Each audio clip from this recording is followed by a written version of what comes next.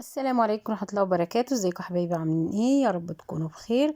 ومعانا النهاردة شوربة عدس، ومقادير النهاردة بسيطة وسهلة. معانا ربع كيلو عدس اصفر، ربع كيلو شعرية، حبيتين طماطم، بطاطسيتين مقطعين مكعبات صغيرة، بصلاية، قرن فلفل، جزرتين، ملح وكمون وفلفل وكزبرة وتوم صحيح وتوم مفروم، ومعلقة كاري، ورز، ومع ورق لوري وملح.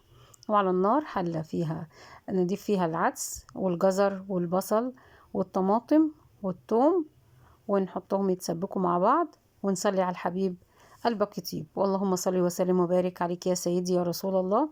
وبعد ما يتسبكوا هنصفيهم، نضربهم في الخلاط، وبعد كده نصفيهم ونحط لهم قيمة شفشق مية، ونضيف عليهم البطاطس المقطعة مكعبات ونسيبها تتسبك. وعلى ما تستوي البطاطس هنجيب حلة على النار فيها زيت، ونشوح ورقتين اللوري مع الرز، وبعد كده هنضيف المية والملح، ولما يغلي ويبتدي يتشرب نهدي عليه ونسيبه يكمل تسويته.